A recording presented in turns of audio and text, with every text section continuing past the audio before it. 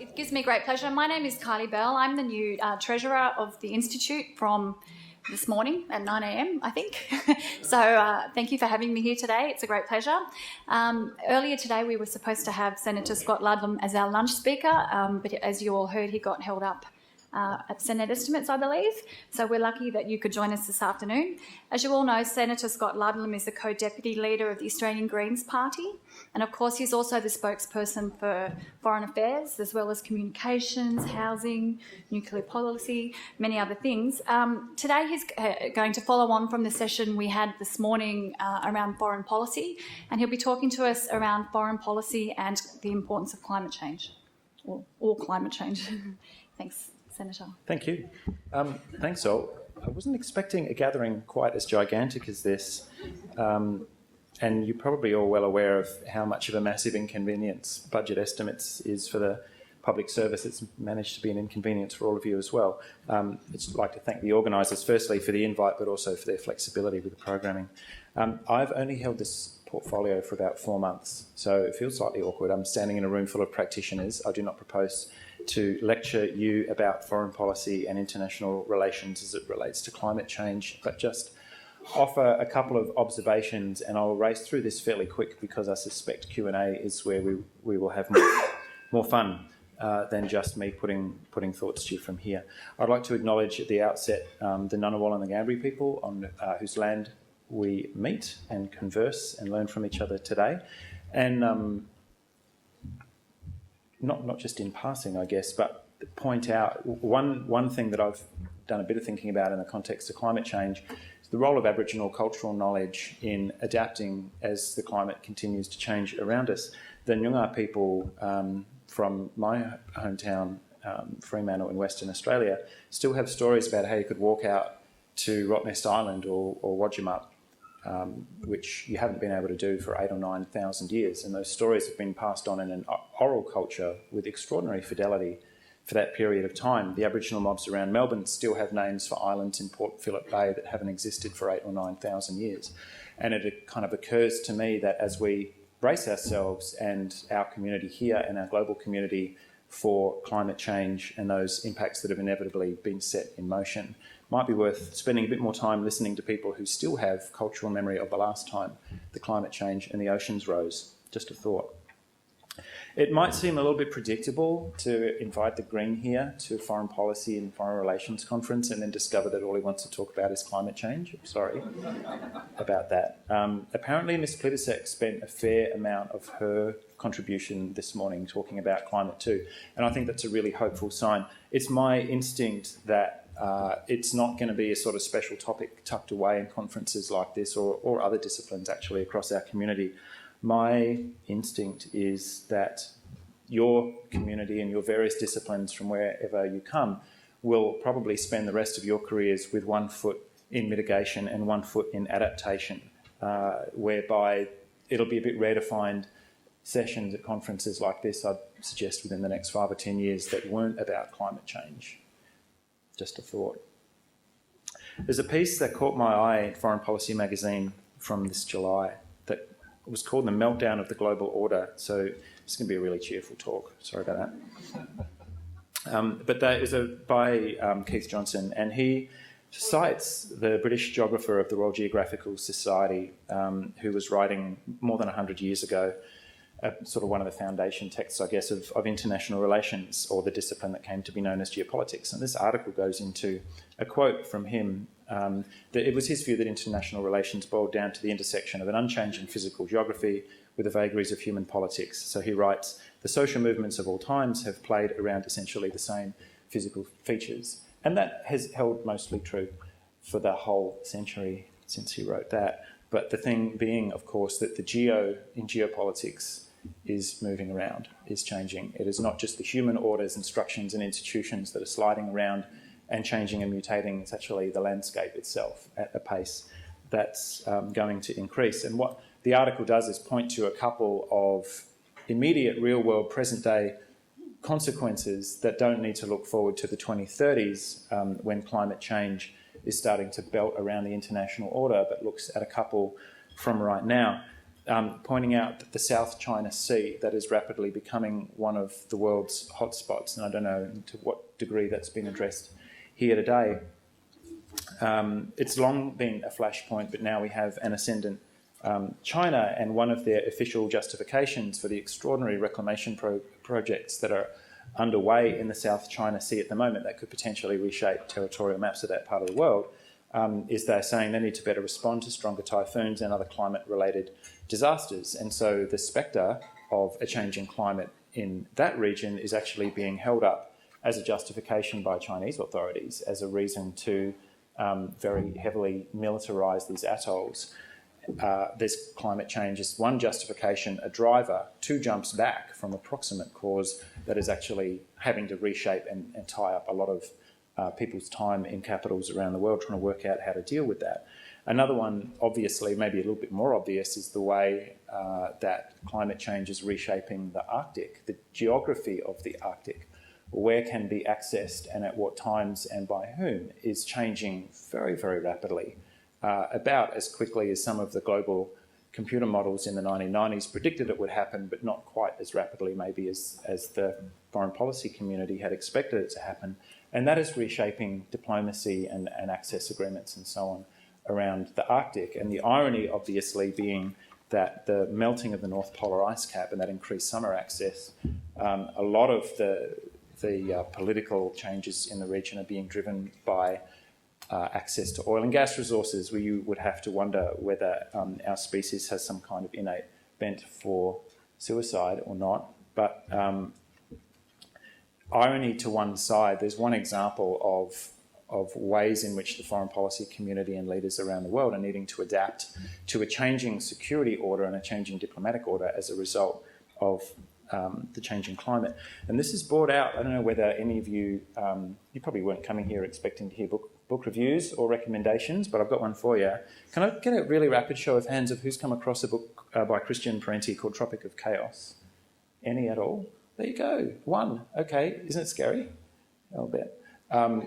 So this gentleman travels effectively around hotspots around the equatorial bands of the world, discovering as he goes the places where climate change are forcing particular flashpoints. And he's very careful not to overstate the importance of climate change or point to it as a primary driver or a primary cause, but more as a forcing and as a magnifier. Some of the examples that he puts into his book in quite a compelling way: drought-stricken farmers in northwest Kenya fighting each other over changing distribution of water, environmental changes fueling violence and military conflict in Afghanistan, in India, in Pakistan, climate crises in rural areas, destroyed farmland in coastal zones, pushing people into urban drug wars in Brazil and Mexico. One other interesting example, which hadn't come to light, I guess, when he wrote his book, was Syria. And again, not wanting to oversimplify the extraordinary complex political and military setup that has torn that place apart in recent years, but the underlying driver that created a much more brittle society of one of the worst droughts in history in that part of the world, that made the place into more of a pressure cooker than it might otherwise have been. And it's important when you start going through, as Mr. Parenti has done, and created a bit of an anthology of all of the places where a rapidly changing climate has been one of the forcing factors, not necessarily always the most important, but one that pushes fragile or failing states over the edge, is something that we should be giving very, very close attention to. And of course, one obvious consequence of this is movement of people. And the existing global order, I would put, and hopefully that won't be too controversial here today, hasn't dealt very well with the 60 million people who are displaced internally or externally around the world at the moment. But estimates, of course, from Bangladesh alone, within the next few decades, of 20 million people forced to leave those very, very low-lying floodplains in Bangladesh. You can kind of get a sense of the scope of the world into which we might be travelling. And the question then for us, obviously, as a country that has played an enormously constructive middle power diplomatic role in the last decades, but also I think we should own, depending on domestic political imperatives, an incredibly disruptive and destructive role. The role of saboteur, the role of blocker at some of the key climate conferences that have occurred in recent years. We should, I guess, have a really honest, maybe a bit confronting conversation with the sort of role that we want to play in years to come. We got, I think, a pretty sharp and pretty stark lesson of what not to do in recent years, or actually in recent months. Last month, Immigration Minister Peter Dutton and Prime Minister Tony Abbott caught out underneath a live mic, joshing, just having a little bit of a friendly exchange about how funny it is that Pacific Island leaders have water lapping at their door, and an offhand quip that kind of lifts the lid off of the rather dry way in which these affairs are normally conducted, and the earnest tugging of the chin that, yes, absolutely, we'll do everything that we can. What these folk actually think is incredibly glib and dismissive, and unfortunately that grabbed some of the headlines away from what we had just done at the Pacific Islands Forum, which was effectively slam the door on a number of leaders who had said, for just one quote from Kiribati, the president, Anoche Ton, what we are talking about is survival. It is not about economic development. It is not about politics. It is survival. And there are leaders and populations in nation states not that far from where we're standing today for whom climate change isn't about parts per million in the atmosphere, and it isn't about distant impacts in the 2030s and 40s. They are organising for the orderly evacuation of their communities now in the present time. And what makes me sad, in the sense of what not to do, is that in climate conferences for which DFAT has the lead here in Australia, we have more often aligned ourselves and our perceived interests with the governments of Saudi Arabia and Canada, two big resource exporting states, particularly invested in fossil fuels, than we have, for example, with Tuvalu in Germany. And that would be, I think, one example, or one really important imperative of what we need to do in the run-up to Paris, is be really clear about who we're going to be allying ourselves with and what kind of consensus we're going to try and build. So, given, for example, that it is the Department of Foreign Affairs and Foreign Minister Julie Bishop who will have the lead at that extraordinarily important conference coming up towards the end of the year, is to not come back. I don't know whether many of you are attending. Please don't return unless you've got a plan for a world that will be warming by less than 2 degrees. Don't come back with anything hotter than that if you can possibly avoid it. Because it's my instinct, if you look at the way that the world has adapted to a 1 degree of warming, or a slightly less than 1 degree of average mean surface temperature warming in recent decades, you could argue that we're kind of muddling through, that the existing international order is coping tolerably well as long as you're not one of the 60 million refugees or internally displaced people who is on the move. But you could, I think it would be a bit cynical, but you could run the argument that our existing institutional setup and our existing order could muddle through and manage a 1 degree or a 1.5 degree temperature rise, that we could kind of evolve our way. And as I was recently reminded, that's sort of what we've been doing. But I would put to you, whether it's from a defence and a security point of view, or a diplomatic point of view, or a trade point of view, or a migration point of view, there's nothing really to adapt to in a 4 degree world. It's a collapse scenario whereby I don't think we should put it on our diplomatic corps or on the ADF or on our trade representatives in the 2030s and 40s dealing with a world that is on its way to 3 or 4 degrees of warming. We won't actually be able to put it onto those communities to sort things out. The planet becomes rapidly ungovernable under those circumstances, then the international order simply breaks down. You end up with what Christian Parenti later in the more dismal chapters of Tropic of Chaos refers to as the armed lifeboat scenario, where you effectively, rather than a collaborative global order that is collectively trying to work out how to keep the human family afloat in its lifeboat, you end up with nuclear armed powers in lifeboats laced with barbed wire shooting at each other while the lifeboat sinks. And that's not something that the world's diplomats would necessarily be able to deal with. If it becomes, the closer you get to that breakdown scenario, the harder it is to pull away. And there are certain temperature scenarios and certain climate change scenarios that are effectively would make the world ungovernable. And the people who get to choose which scenario A or B, the muddling through scenario and kind of keeping things below 2 degrees, or the armed lifeboat scenario where the nuclear armed powers are just basically shooting weapons at each other while people are in the water. The people who get to choose which one of those scenarios our kids and our grandkids end up living is us. The decisions are being made right now. Some of those decisions will be made in Paris in a very few weeks' time. So rather than letting it by this sort of dismal consensus of competing national interests and competing commercial interests drifting into that armed lifeboat world, we're very strongly of the view that we seize the opportunity to create a very different future. And a question, I suppose, that I would put to you here as people who do this for a living, as I say, I've only been at this for a couple of months, is do you actually believe, on the basis of your experience, your conversations with your colleagues here today or anything that you've heard this morning, do you actually believe that the institutional architectures that we have for multilateralism, for collaboration, the sort of post-1945 United Nations architecture and the various other agreements and things that have been laced together over time, do you believe that we have the tools that we need to actually prevent ourselves disappearing into the armed lifeboat sort of twilight scenario? My instinct is that actually we don't, is that the architecture that we have is not going to be sufficient to reach that kind of agreement in the time that we have. So maybe that's a bit unorthodox. I'm firing the first question to you in the audience. Do we have the tools that we need? And if not, what is it going to take to provide them? And who's going to take the lead? Who's going to initiate that? My instinct is it actually can't be done. With the veto-wielding 1945-era Security Council stopping stuff from happening and the rest of the world looking on, trying to figure out which of the lifeboats they'll be in. Anyway, I said it was going to be a cheerful speech. Thank you very much for the time. I just got the bell. Thanks for your attention.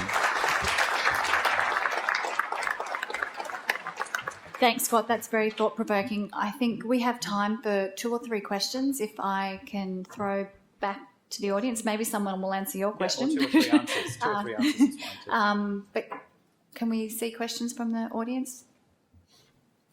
Do we have questions from the audience? Yes.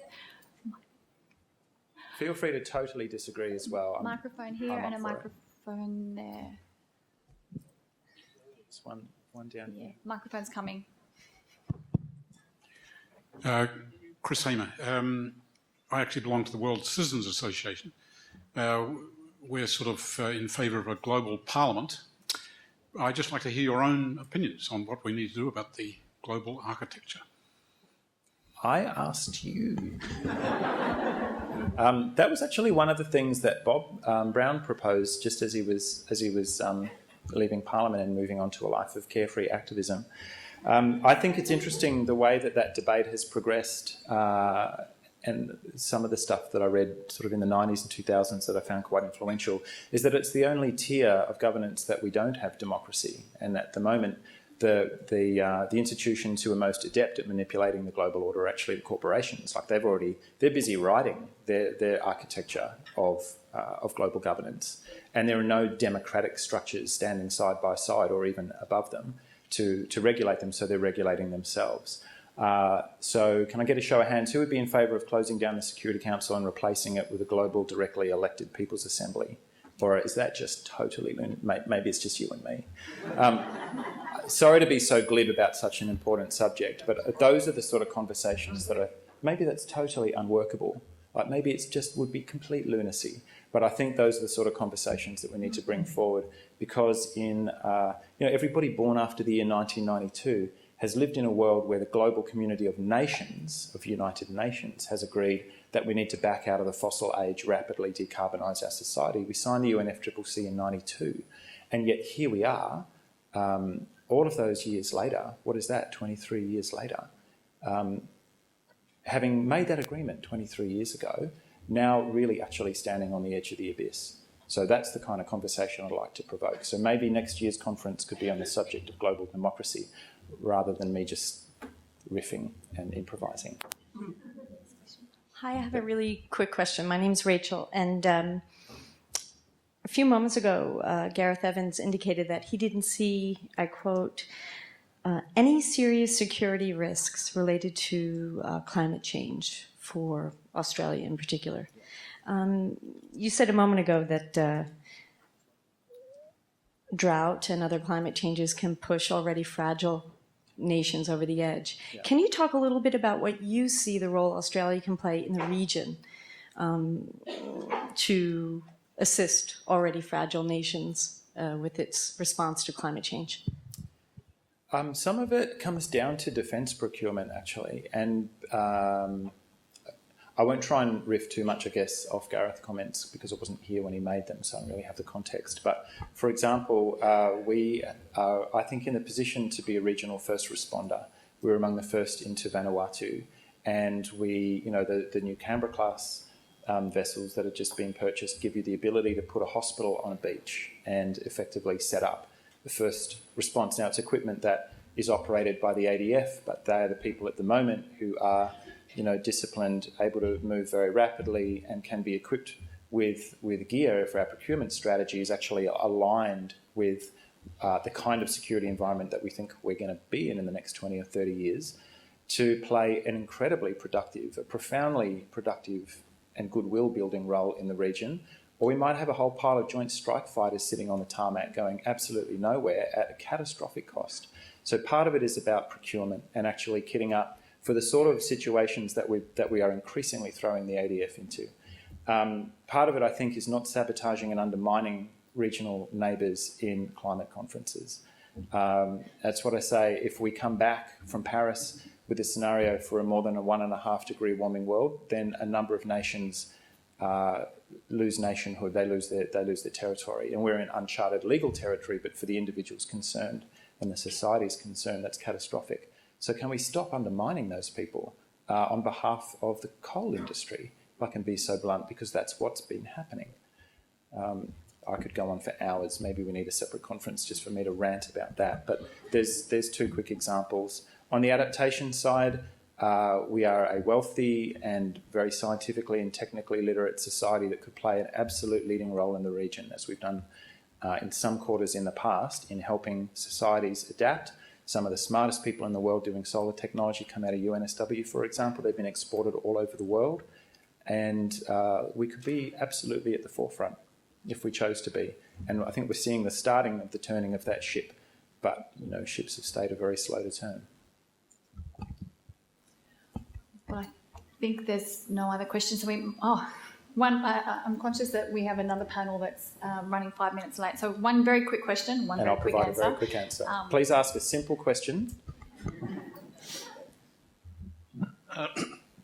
Senator Scott, Tony Kevin, I just wanted to take the opportunity to pay tribute here to the courage of you and your party in standing up for the human rights of the boat people in Manus and Nauru. It is connected, of course, with what you've been talking about. You might not know that John McCarthy, our national president, spoke very, very strongly on this morning in terms that I think you would share. So I want to say thank you. That's good. That's good.